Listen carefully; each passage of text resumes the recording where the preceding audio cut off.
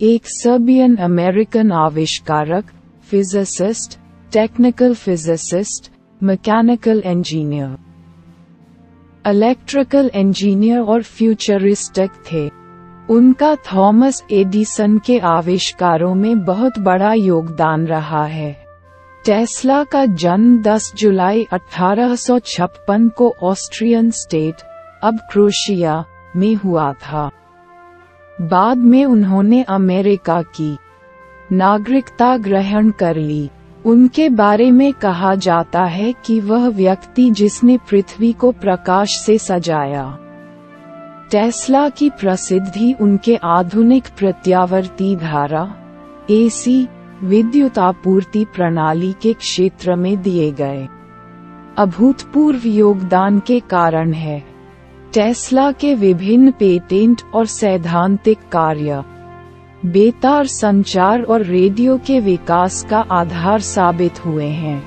वैद्युत चुंबकत्व के क्षेत्र में किए गए उनके कई क्रांतिकारी विकास कार्य माइकल फैराडे के विद्युत प्रौद्योगिकी के सिद्धांतों पर आधारित थे। निकोला टेस्ला एक दरवानी आविष्कार किया। क्या है वो आविष्कार? टेस्ला का कैसे थे जीवन यात्रा अ टेस्ला एंड एडिशन के बारे में जानते हैं आज की वीडियो में।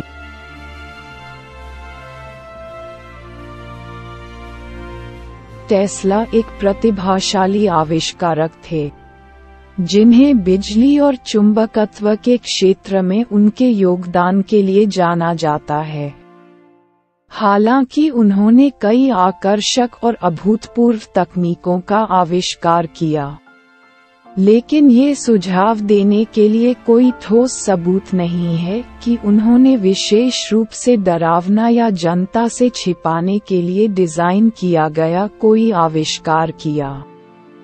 टेस्ला के कुछ सबसे उल्लेखनीय आविष्कारों में प्रत्यावर्ती धारा (AC) विद्युत प्रणालियां, टेस्ला कॉइल, बिजली का वायरलेस ट्रांसमिशन और जलविद्युत ऊर्जा का विकास शामिल हैं। इन आविष्कारों का उद्देश्य संभावित खतरों को डराने या छिपाने के बजाय विद्युत ऊर्जा के दोहन और वितरण के तरीके में सुधार करना था।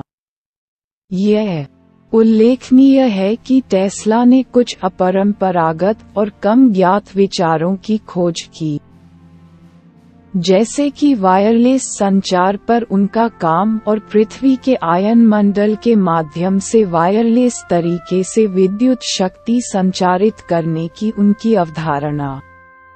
ये विचार अपने समय से आगे के थे और टेस्ला के जीवनकाल के दौरान पूरी तरह से साकार नहीं हुए थे, लेकिन इन्हें डरावना या छुपाने के इरादे से नहीं बनाया गया था। निकोला टेस्ला जैसी ऐतिहासिक शख्सियतों पर चर्चा करते समय तथ्यों को अटकलों या साजिश के सिद्धांतों से अलग करना महत्वपूर्ण है। हालांकि हम टेस्ला की उपलब्धियों और प्रौद्योगिकी पर उनके प्रभाव की सराहना कर सकते हैं, लेकिन उनके द्वारा विशेष रूप से डरावने या जानबूझकर छिपे हुए आविष्कार के अस्तित्व का समर्थन करने के लिए कोई सबूत नहीं है। यात्रा टेस्ला का जन्म 10 जुलाई 1856 को सर्बियन माता-पिता मिलुटिन टेस्ला और ड्यूका टेस्ला के परिवार में ऑस्ट्रियन साम्राज्य, वर्तमान क्रोएशिया, में हुआ था। 1870 में निकोला टेस्ला ने कार्लोवैक के स्कूल में प्रवेश लिया और उस स्कूल में अपने गणित शिक्षक मार्टिन कुलिक से प्रभावित हुए थे। टेस्ला उस समय समाकलन इंटीग्रल कैलकुलस के प्रश्नों को अपने मन में ही हल करने में सक्षम थे। उनके शिक्षकों को उन पर विश्वास नहीं होता था, लेकिन उन्होंने अपना 4 वर्ष का अभ्यासक्रम 3 वर्षों पूरा कर लिया। 1875 में उन्होंने ऑस्ट्रियन पॉलिटेक्निक में प्रवेश लिया। और अपने प्रथम वर्ष में उन्होंने सभी कक्षाओं में उपस्थित रहे। 9 परीक्षाएं उत्तीर्ण की और सभी में सर्वोत्तम संभव गुण प्राप्त किए। 1881 में उन्होंने बुडापेस्ट में एक telegraph company, Budapest telephone exchange, में मुख्य विद्युत अभियंता के पद पर नौकरी कर ली। इस पद पर उन्होंने केंद्रीय संचार उपकरणों में अनेक सुधार किए और टेलीफोन एम्पलीफायर को नए रूप से बनाया, लेकिन उन्होंने इस पर पेटेंट आवेदन नहीं किया और एडिसन की कंपनी छोड़ने के पश्चात उन्होंने अपनी स्वयं की company Tesla electric light and manufacturing की स्थापना की।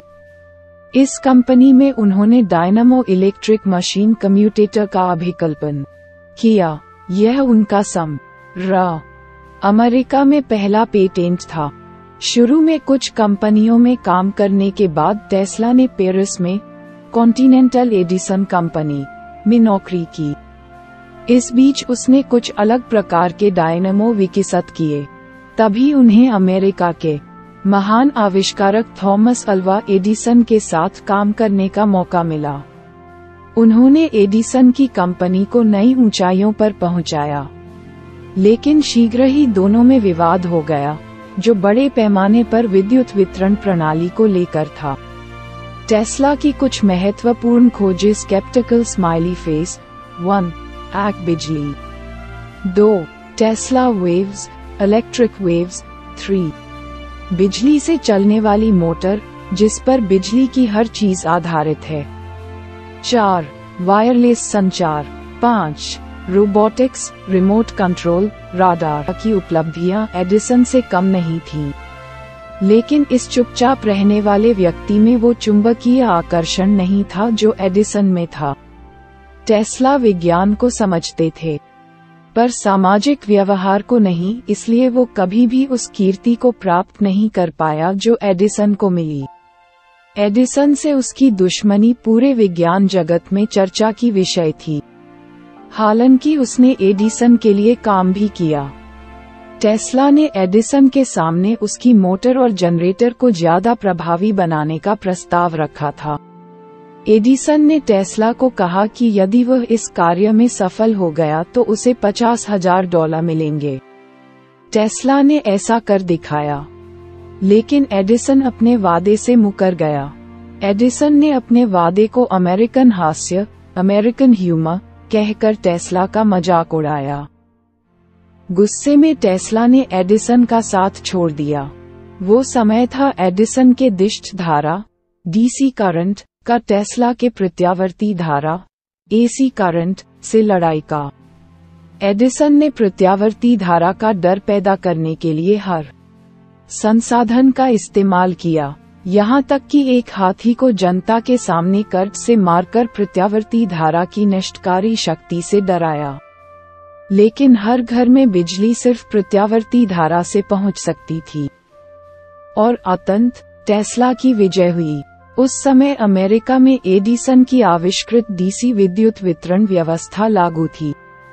डीसी यानी डायरेक्ट करंट, ऐसी विद्युत धारा को कहते हैं जो हमेशा एक ही दिशा में बहती है, जैसे कि विद्युत सेल से बनने वाली धारा।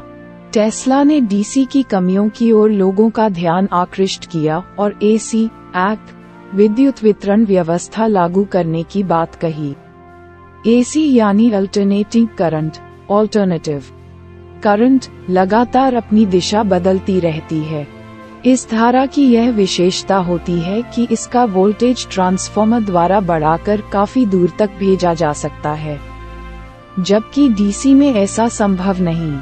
साथ ही एसी चालित मोटर और दूसरे उपकरणों में डीसी की अपेक्षा कम बिजली खर्च होती है।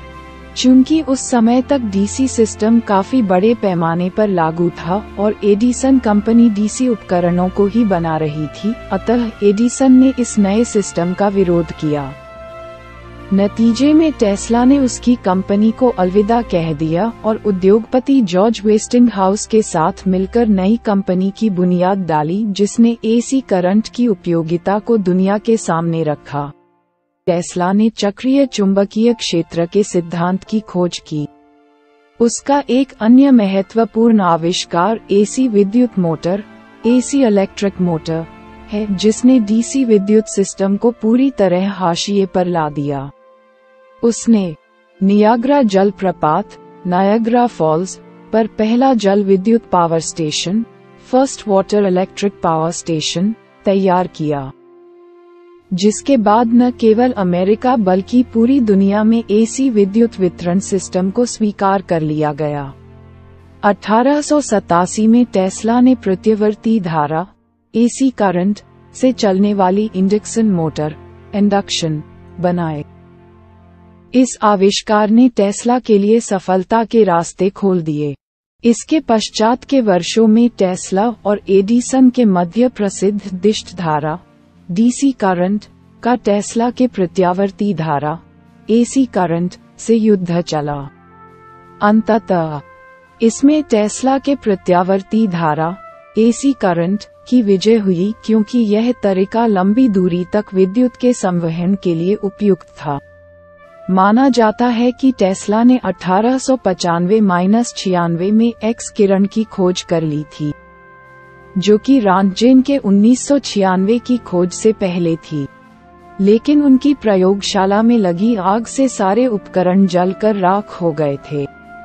मार्कोनी को रेडियो का आविष्कारक माना जाता है, लेकिन ये तथ्य है कि इस आविष्कार में टेस्ला का भी योगदान कम नहीं है।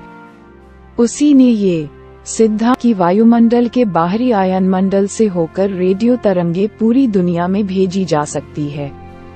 उसने रेडियो में प्रयुक्त होने वाली टेस्ला रॉड का भी आविष्कार किया और उसका रेडियो के असली आविष्कारक को लेकर मार्कोनी के साथ काफी लंबा मुकदमा भी चला।